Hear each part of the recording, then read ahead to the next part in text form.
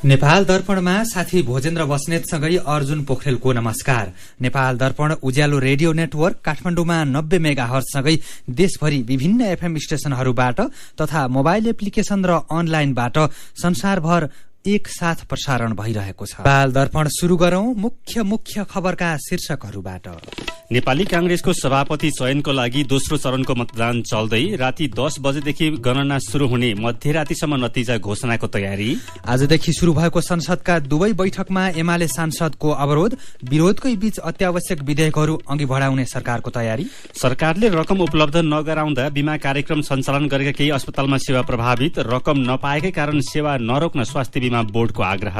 बीमा आबद्ध भइसकेपछि र अनि संस्थाहरूले पनि सेवा दिन्छौँ भनेर सम्झौता गरिसकेपछि त सेवा त के नियमित रूपमा सेवा त पाइरहन पर्छ। हैटीमा इन्धन ट्याङ्की विस्फोट हुँदा कम्तीमा 50 जनाको ज्यान गयो। जटिल अवस्थाका घाइतेको संख्या धेरै रहेकोले ज्यान गुमाउनेको संख्या बढ्न सक्ने। र वेस्ट इन्डिजसँगको दोस्रो टी20मा पाकिस्तान पहिले ब्याटिङ गर्दै अस्ट्रेलियन बिग बास लीगमा सन्दीप लामिछाने आबद्ध क्लब होवार्ड ह्युरिकेन पराजित। हेलो रेडियो नेटवर्कबाट प्रसारण भइरहेको नेपाल दर्पणमा अब सुनौ पूरा खबर। नेपाली कांग्रेसको 14औं महाधिवेशन अन्तर्गत सभापति चयनको लागि भइरहेको दोस्रो चरणको मतदानको गणना आजै राति हुने भएको छ। अहिलेसम्म 3500 भन्दा धेरैले मतदान गरिसकेका छन्। मतदान सकिएपछि 10 बजेदेखि मतगणना शुरू गरेर मध्यरातिसम्म परिणाम सार्वजनिक गर्ने कांग्रेस 14औं महाधिवेशन मिडिया सेन्टरका संयोजक डाक्टर सुरेश आचार्यले जानकारी दिनुभयो। महाधिवेशनमा 4743 जना प्रतिनिधि रहेकोमा हिजो पहिलो चरणमा 4679 मत खसेको थियो। पहिलो चरणमा कसैले पनि 50% मत कटाउन नसकेपछि दोस्रो चरणको मतदान भएको हो। पहिलो चरणमा सबैभन्दा धेरै मत ल्याएका दुई उम्मेद्वारहरू शेरबहादुर देउबा र शेखर कोइराला बीच दोस्रो चरणमा प्रतिस्पर्धा भइरहेको हो। बाँकी 3 जना उम्मेद्वारहरू प्रकाशमान सिंह, विमलेन्द्र निधि र कल्याण गुरुङले दोस्रो चरणमा शेरबहादुर देउबालाई समर्थन गरेका छन्। पहिलो चरणमा देउबाले सबैभन्दा धेरै 2258 मत प्राप्त गर्नुभएको थियो।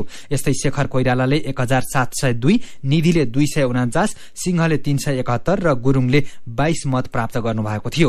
उम्मेद्वारहरूको समर्थन अनुसार प्रतिनिधिहरूले भोट हालेमा सभापति पदमा देउबाको जित निश्चित जस्तै छ। यसैबीच सभापति बाहेकका अरू पदको मतगणना भने पर्सिदेखि मात्रै शुरू गर्ने कांग्रेसको निर्वाचन समितिले जनाएको छ। अरू पदमा भने उम्मेद्वारले 50% भन्दा धेरै मत ल्याउनु पर्ने छैन। धेरै मत ल्याउने विजयी हुनेछन्। संसदको हिउँदे अधिवेशन आजदेखि शुरू भएको छ। तर आजको प्रतिनिधि सभा र राष्ट्रिय सभाको बैठकमा प्रमुख प्रतिपक्षी नेकपा एमालेका सांसदहरूले संसदमा नाराबाजी गर्दै बैठक अवरोध गरेका छन्। एमालेका सांसदहरूले नेकपा एमालेले पार्टीबाट निष्कासन गरेका सांसदलाई सभामुखले नहटाएको भन्दै विरोध गरेका हुन्। तर सभामुख सापकोटाले भने नागरिकका जनप्रतिनिधिको थलोलाई बन्धक नबनाउन आग्रह गर्नुभएको छ। एमाले सांसदको नाराबाजीकै बीचमा कानून न्याय तथा संसदीय मामिला मन्त्री दिलेन्द्र प्रसाद बडुले प्रतिनिधि सभामा 6वटा अध्यादेश पेश गर्नुभएको छ। यस्तै राष्ट्रिय सभामा पनि भौतिक पूर्वाधार तथा संसदीय मामिला मन्त्री रेणुकुमारी यादवले अध्यादेश पेश गर्नुभएको छ। आजको बैठकमा नेपाल प्रहरी र प्रदेश प्रहरी पहिलो संशोधन अध्यादेश 2078, तेजाब तथा अन्य घातक रासायनिक पदार्थ नियमन अध्यादेश, सामाजिक सुरक्षा पहिलो संशोधन अध्यादेश, रेलवे अध्यादेश, यौन हिंसा विरूद्धका केही ऐनलाई संशोधन गर्ने अध्यादेश र फौजदारी कार्यविधि सम्बन्धी अध्यादेश पेश भएका छन्। प्रतिनिधि सभाको अर्को बैठक पुस 6 गतेसम्मका लागि स्थगित भएको छ। यसअघिको समाचारमा भौतिक पूर्वाधार तथा यातायात मन्त्री रेणुकुमारी यादव हुनुपर्नेमा अन्यथा भएकोले सच्याएका छौं। यसैबीच कानून न्याय तथा संसदीय मामिला मन्त्री दिलेन्द्र प्रसाद बडुले सरकारले संसदको अवरोध हटाउन प्रमुख प्रतिपक्षी दल नेकपा एमालेसँग वार्ता गर्न चाहेको बताउनु भएको छ। सत्तारूढ प्रमुख घटक कांग्रेस नेता समेत रहनुभएका मन्त्री बडुले संसदमा विद्यमान गतिरोध अन्त्य गरेर अघि बढ्न सरकारले प्रमुख प्रतिपक्षी दल एमालेलाई सहमतिमा ल्याउन वार्ता र संवादलाई सदैव अघि बढाउन चाहेको बताउनु भएको हो। संसद भवन परिसरमा संचारकर्मीले राखेका जिज्ञासाको जवाफ दिने क्रममा उहाँले अत्यावश्यक विधेयकहरू भने एमालेको विरोधका बीच पनि सरकारले अघि बढाउने स्पष्ट पार्नुभयो। मन्त्री बडुले नागरिकता ऐन, संघीय निजामती सेवा ऐन जस्ता अत्यावश्यक विधेयकहरू सहजै ढंगले अघि बढ्ने बताउनुभयो। यसैबीच प्रमुख प्रतिपक्षी दल नेकपा एमाले एमालेका अध्यक्ष एवं संसदीय दलका नेता केपी शर्मा ओलीले आफ्नो पार्टीका सांसदहरूलाई धम्की नदिन सभामुख अग्निप्रसाद सापकोटालाई चेतावनी दिनुभएको छ। संसदीय दलको बैठकमा अध्यक्ष ओलीले संसदमा आफ्नो पार्टीका सांसदहरूले विरोध जनाउँदा नियमावली आकर्षित हुन्छ भनेको प्रति आपत्ति जनाउँदै एमाले सांसदहरूलाई धम्की दिए परिणाम नराम्रो हुने समेत बताउनुभयो। अध्यक्ष ओलीले धम्की दिने जमाना गएको भन्दै नाङ्लो ठटाएर हात्ती तर्साउन नखोज्न पनि सभामुख सापकोटालाई सचेत गराउनुभयो। बागमती प्रदेशका नवनियुक्त 5 जना मन्त्री र 1 जना राज्य मन्त्रीले शपथ लिएका छन्। नवनियुक्त मन्त्रीहरूले प्रदेश प्रमुख समक्ष पद तथा गोपनीयताको शपथ ग्रहण गरेका हुन्। मुख्यमन्त्री राजेन्द्र पाण्डेले तेस्रो पटक मन्त्री परिषद विस्तार गर्दै आज 5 जना मन्त्री र 1 जना राज्य मन्त्री नियुक्त गर्नुभएको हो। नवनियुक्त मन्त्रीहरूमा नेकपा माओवादी केन्द्रका घनश्याम दाहाल श्रम रोजगार तथा यातायात, विशाल खड्का वन तथा वातावरण, रत्नप्रसाद ढकाल युवा तथा खेलकुद मन्त्री हुनुहुन्छ। यस्तै नेकपा एकीकृत समाजवादीका वसन्त कुमार मानन्धर खानेपानी, ऊर्जा तथा सिंचाई र वसुन्धरा हुमागाई कृषि तथा पशुपक्षी मन्त्री बन्नु भएको छ। नेकपा एकीकृत समाजवादीकै इन्द्रमाया गुरूङ कृषि तथा पशुपक्षी राज्य मन्त्रीमा नियुक्त हुनुभएको छ। बागमतीमा मंसिर 15 गतेको मन्त्री परिषदको निर्णय अनुसार 8 वटा मन्त्रालय फुटाएर 14 वटा बनाइएको छ। यसैबीच पूर्व मन्त्री हृदय त्रिपाठीले नयाँ पार्टी गठन गर्नुभएको छ। आज काठमाडौँमा पत्रकार सम्मेलन गर्दै पूर्व मन्त्री त्रिपाठीले जनता प्रगतिशील पार्टी गठन गर्नुभएको हो। पार्टी घोषणापछि पूर्व मन्त्री त्रिपाठीले देशमा पार्टीको अभाव भएर नयाँ पार्टी गठन गरेको नभई वैचारिक बहस सुन्ने रहेको र वर्तमान अवस्थामा राज्यका 3वटै अंगहरू व्यवस्थापिका, कार्यपालिका र न्यायपालिका प्रभावहीन तथा गतिहीन भएकोले देशको राजनीतिलाई गतिशील बनाउन नयाँ पार्टी गठन गरेको बताउनुभयो। पूर्व मन्त्री त्रिपाठीले अन्य दलको आलोचना नगरी काम र सिद्धान्तले पार्टीलाई अघि बढाउने पनि दावी गर्नुभएको छ। पछिल्लो समय लगातार ओह्रालो लागिरहेको शेयर बजार आज भने उच्च अंकले बढेर सकारात्मक सर्किट लागेको छ। बिहान 11 बजे बजार खुलेदेखि नै उकालो लागेको शेयर बजार 12:30 बजे 5% बढेपछि 40 मिनटको लागि कारोबार बन्द गरिएको थियो। त्यसपछि खुलेको बजार पुनः उकालो लागेर 6.01% बढेपछि आजको लागि कारोबार बन्द भएको थियो। नेप्से 137.8 अंकले बढेर 2418.84 बिन्दुमा पुगेको छ। सबै समूहको शेयरमा हरियाली देखिएको छ। 220 वटा कम्पनीको शेयर कारोबार भएकोमा 2 वटा बाहेक सबै कम्पनीको शेयर बढेको छ। 46 वटा कम्पनीको शेयर 10% बढेको नेपाल स्टक एक्सचेन्जले जनाएको छ। आज 40,85,000 किता शेयर 1,84 करोड़ रुपियाँमा कारोबार भएका छन्। यसैबीच शेयर लगानीकर्ताका सबै संघ संस्थाको संयुक्त कार्यदलले अर्थमन्त्री जनार्दन शर्मालाई भेटेर माग पूरा गरिदिन आग्रह गरेको छ। आज सिंहदरबारमा भएको भेटमा लगानीकर्ताले पुँजी बजारको वर्तमान अवस्था, शेयर धितो कर्जा, धितोपत्र बोर्ड र नेप्सेको सीईओ नियुक्ति, 58 बुँदे मागका बाँकी काम लगायत विषयमा ध्यानकर्षण गराएका थिए। जवाफमा अर्थमन्त्री शर्माले आफू पुँजी बजारको दिगो विकास र विस्तारको लागि लागि परेको भन्दै धितोपत्र बोर्ड र नेप्सेका प्रमुखको नियुक्तिसँगै लगानीकर्ताका माग पूरा गर्ने आश्वासन दिनुभएको छ। सीधा कुरा प्रश्न विचार यो हो उज्यालो रेडियो नेटवर्क काठमाडौँमा 90 मेगाहर्ज। नेपाल दर्पणमा कुराकानीसँगै खबरको सिलसिला बाँकी नै छ, सुन्दै गर्नुहोला। तपाई अहिले रेडियो, मोबाइल एप्लिकेशन र अनलाइनबाट प्रसारण भइरहेको उज्यालो रेडियो नेटवर्कको नेपाल दर्पण सुन्दै हुनुहुन्छ। यतिन्जेल हामीले नेपाली कांग्रेसको सभापति चयनको लागि दोस्रो चरणको मतदान चल्दै राति 10 बजेदेखि गणना शुरू हुने, मध्यरातिसम्म नतिजा घोषणाको तयारी आजदेखि शुरू भएको संसदका दुवै बैठकमा एमाले सांसदको अवरोध लगायतका खबर प्रस्तुत गर्यौं। नेपाल दर्पणमा अब बाँकी खबर। पछिल्लो 24 घण्टामा 264 जनामा कोरोना भाइरसको संक्रमण पुष्टि भएको छ। पीसीआर र एन्टिजेन गरी 13,709 जनाको नमूना परीक्षण गर्दा 264 जनामा कोरोना भाइरसको संक्रमण पुष्टि भएको स्वास्थ्य तथा जनसंख्या मन्त्रालयले जनाएको छ। यस्तै पछिल्लो 24 घण्टामा 362 जना कोरोना संक्रमित निको भएका छन्। यो सहित कोरोना संक्रमण मुक्त हुनेको संख्या 8,07,516 जना पुगेको छ। थप 2 जना सहित कोरोना भाइरसका कारण ज्यान गुमाउनेको संख्या 11,559 जना पुगेको छ। अहिले नेपालमा 5,689 जना कोरोना भाइरसका सक्रिय संक्रमित छन्। यसैबीच पछिल्लो 24 घण्टामा 2,36,482 जनाले कोरोना विरुद्धको खोप लगाएका छन्। अहिलेसम्म 93,65,915 जनाले पूर्ण मात्रा र 1,16,29,621 जनाले कम्तीमा पहिलो मात्रा खोप लगाएका स्वास्थ्य तथा जनसंख्या मन्त्रालयले जनाएको छ। जनस्वास्थ्यविद अनुप सुवेदीले नेपालमा कोरोना भाइरसको अर्को लहर आउने सम्भावना बढ़ेको भन्दै स्वास्थ्यका सावधानी अपनाउन आग्रह गर्नुभएको छ। यसअघिको डेल्टा भेरिएन्टकै कारण पनि हिउँदमा अर्को लहर आउने सम्भावना रहेकोमा ओमिक्रोन भेरिएन्टले अर्को लहरको सम्भावना अझै चाँडो र जटिल बनाउने सम्भावना बढेको उहाँले बताउनुभयो। उच्च जोखिम समूहका मानिसमा कोरोना संक्रमण भएर वा खोप लगाएर बनेको प्रतिरोधी क्षमता केही महिनामा घट्न थाल्ने भएकोले संक्रमण फैलन सक्ने सम्भावना बढी भएको र केही दिनदेखि बढिरहेको संक्रमणले अर्को लहरको नजिक पुगेको अनुमान गर्न सकिने जनस्वास्थ्यविद सुवेदीको भनाइ छ। उहाँले भोज भतेर तथा सभा सम्मेलनबाट टाढै बस्न र स्वास्थ्यका मापदण्ड पालना गर्न सबैसँग आग्रह गर्नुभएको छ। सरकारले 2072 सालदेखि शुरू गरेको स्वास्थ्य बीमा कार्यक्रम अहिलेसम्म 75 वटा जिल्लामा पुगेको छ। बाँकी रहेका 2 वटा जिल्ला काठमाडौँ र ललितपुरमा पनि स्वास्थ्य बीमा कार्यक्रम विस्तार हुँदैछ। बीमा कार्यक्रममा अहिलेसम्म झण्डै 47 लाख नागरिक जोडिएका छन्। देशभरिका 430 स्वास्थ्य संस्था तथा अस्पतालबाट बीमा कार्यक्रम सञ्चालन भइरहेको छ। बीमा गर्ने बिमित बिरामी परे 1 लाख रुपियाँ बराबरको औषधि तथा उपचार खर्च निशुल्क हुन्छ। तर सेवा लिनुपर्नेले प्रभावकारी सेवा पाउन नसकेको र बीमा कार्यक्रम सञ्चालन गरेका अस्पतालहरूले सरकारले रकम उपलब्ध नगराएको गुनासो गर्दै आएका छन्। स्वास्थ्य बीमा कार्यक्रममा किन सहभागी हुने भनेर साथी मदन पौड्यालले स्वास्थ्य बीमा बोर्डका कार्यकारी निर्देशक डाक्टर दामोदर बसौलालाई सोध्नु भएको छ। भोलि चाहिँ स्वास्थ्य उपचार गर्नुपर्ने आवश्यकता पर्न सक्छ भनेर आज नै त्यो बिमामा आबद्ध हुने हो। जो परिवार बिमामा आबद्ध भएको छ उनीहरूको परिवारको सदस्यहरूले स्वास्थ्य सेवा लिनु पर्यो, बिरामी भयो, औषधि उपचार चाहियो भने अब उनीहरूले त्यो बिमामा आबद्ध हुने बखतै अस्पताल छानेका हुन्छन्। आफ्नो स्थानीय निकायमा भएको अस्पतालमा पहिलो पटक बिरामी हुँदा त्यहाँ उपचार लिन जाने भनेर छानेका हुन्छन्। अब त्यही अस्पतालबाट चाहिँ सेवा प्राप्त भयो, त्यही उपचार त्यहीँबाट सम्भव हुने भयो भने त्यहीँबाट हुन्छ र अलिकति विशेष प्रकृतिको सेवा चाहिँदैछ, त्यहाँबाट नहुँदैछ, त्यहाँको साधन स्रोत नहुँदैछ भने त्यो अस्पतालबाट रिफर गरेर अलिक ठुलो अस्पतालबाट त्यहाँ पठाइन्छ अनि त्यहाँ गएर चाहिँ सेवा लिन सक्नुहुन्छ बिमामा आबद्ध भएको नागरिकले। अहिले केही अस्पतालमा चाहिँ औषधि अथवा उपचारको सुविधा चाहिँ समस्या भयो, बिमा कार्यक्रम चाहिँ प्रभावकारी भएन भनेर चाहिँ गुनासो आएको छ। यो गुनासोलाई कसरी लिनुहुन्छ? किन गुनासो आयो? नेपाल सरकारले आधारभूत स्वास्थ्य सेवा निशुल्क भनेर घोषणा गरिसकेको छ एउटा, हैन? अब आधारभूत स्वास्थ्य सेवा भन्दा माथिको सेवा लिनुपर्ने भयो भने स्वास्थ्य बिमा मार्फत लिने भन्ने छ।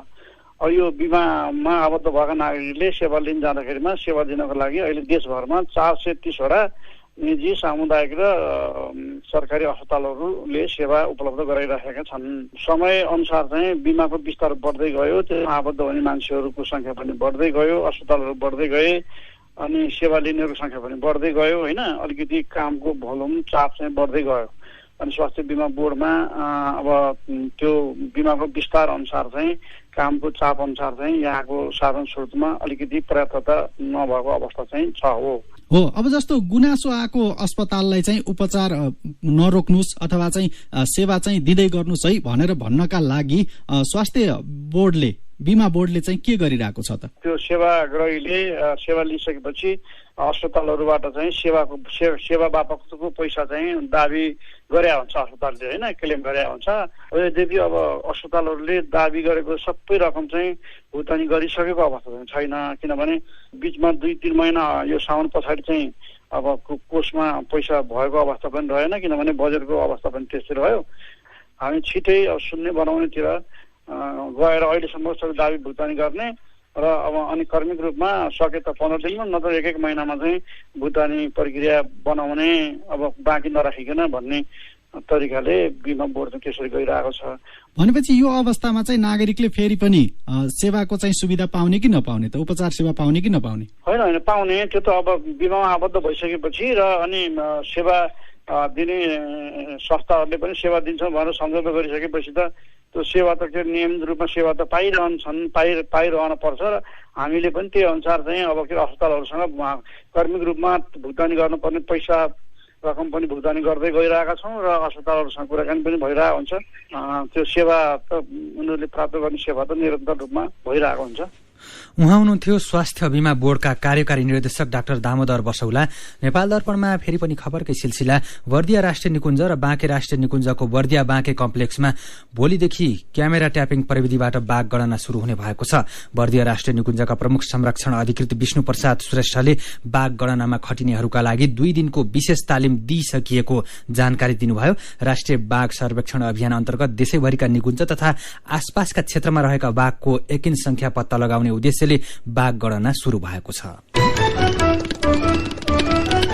काठमाडौँ महानगरपालिकाले 6 करोड़ 8 लाख भन्दा बढ़ी पुरानो बक्यौता रकम असुल गरेको छ। 28 वर्षदेखि घर जग्गा र सम्पत्ति कर नतिर्ने ठूला करदाताले रकम बुझाउन आलटाल गरेकाले महानगरले गएको साउनमा कर नतिर्नेहरूको नाम सार्वजनिक गरेको थियो। 2 चरणमा गरी 52 वटा ठूला करदाताको नाम सार्वजनिक गरेकोमा अहिलेसम्म 11 करदाताले बक्यौता रकम चुक्ता गरेका काठमाडौँ महानगरपालिकाको राजस्व विभाग प्रमुख डाक्टर शिवकुमार अधिकारीले जानकारी दिनुभयो। कर बुझाउन बाँकी रहेकाहरूलाई आउँदो पुष महिनामा फेरि नाम सार्वजनिक गरेर थप कार्यवाही प्रक्रिया शुरू गर्ने उहाँले बताउनुभयो।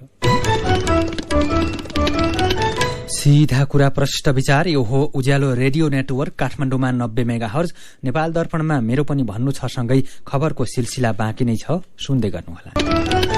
विभिन्न रेडियो स्टेशनबाट मेचीदेखि महाकालीसम्म र मोबाइल एप्लिकेशन तथा अनलाइनबाट संसारभरि एकसाथ प्रसारण भइरहेको नेपाल दर्पणमा तपाईंलाई फेरि स्वागत छ। अब बाँकी खबर। 3 वर्ष पहिले नै प्रारम्भिक अध्ययन सकिएको काठमाडौँ रक्सोल रेल मार्गको विस्तृत अध्ययन अघि बढेको छ।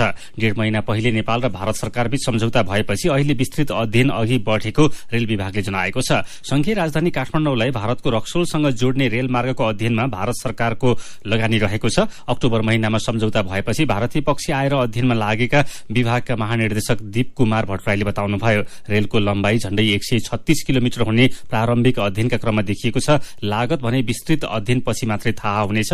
लगानी कसले गर्ने भन्ने टुङ्गो लागेको छैन।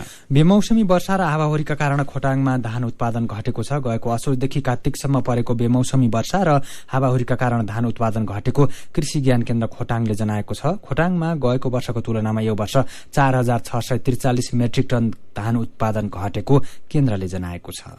अमेरिकी सहयोगी एमसीसीको विरूद्धमा प्रदर्शन गर्ने नेकपा क्रान्तिकारी माओवादीका नेता कार्यकर्तालाई प्रहरीले पक्राउ गरेको छ। एमसीसी विरूद्ध प्रदर्शन गर्दै नयाँ बानेश्वर पुगेको जुलुसले निषेधित क्षेत्र तोड्न खोजेपछि प्रहरीले लाठीचार्ज गर्दै केही नेता कार्यकर्तालाई पक्राउ गरेको हो। प्रदर्शनमा वैज्ञानिक समाजवादी कम्युनिष्ट पार्टी, नेपालका संयोजक आहुति लगायत कैयौं प्रदर्शनकारीहरू घाइते भएका छन्। यस्तै पोलिट ब्युरो सदस्य ओम पुन सहित झण्डै 50 जनालाई प्रहरीले पक्राउ गरेको क्रान्तिकारी माओवादीले जनाएको छ। स्याङ्जाको वालिङमा ट्र्याक्टरबाट खसेर एकजना युवकको ज्यान गएको छ। भकुण्डेबाट वालिङका लागि छुटेको लु 4 त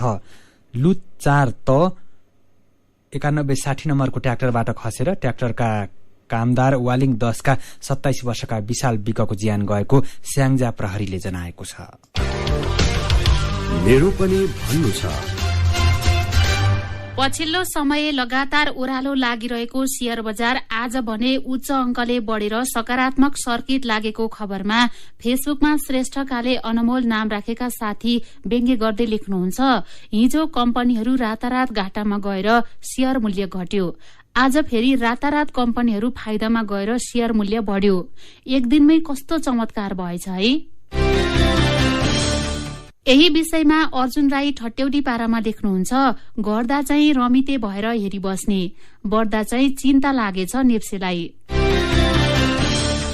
खेतीपातीको काम सकिएपछि हँसिलो अनुहार लगाएका बुङमतीका एकजना किसानको तस्बिर उज्यालोको फेसबुक पेजमा हेरेपछि स्वस्तिका पौडेल लेख्नुहुन्छ, किसान सधैँ हँसिलो, खुसिलो र फुर्तिलो नै हुन्छन्, कहाँ राजनीतिमा जस्तो 2 मध्ये हारजित हुँदा पनि रुने कराउने गर्छन् र भन्या। यही तस्विरमा प्रतिक्रिया दिँदै कमान सिंह पाखरिन लेख्नुहुन्छ, आफ्नो पौरख प्रतिको विश्वासले जस्तो सन्तुष्टि अरू केहीले दिँदैन भन्ने उदाहरण यही हो। अनि सरकारले निशुल्क रूपमा उपलब्ध गराएको कोरोना भाइरस विरूद्धको खोप लगाइदिँदा पनि घुस मागेको अभियोगमा 2 जना स्वास्थ्यकर्मी पक्राउ परेका खबरमा रोशन राई दुखी हुँदै लेख्नुहुन्छ, हरेक नागरिक जिम्मेवार नबन्ने हो भने भोलि अवस्था गम्भीर बन्न सक्छ। विचारका लागि तपाईलाई धन्यवाद। मेरो पनि भन्नु छ। मेरो पनि भन्नु छ प्रस्तुत गर्दै हुनुहुन्थ्यो साथी जानुका दुवाडी। नेपाल दर्पणमा अब विदेशका खबर।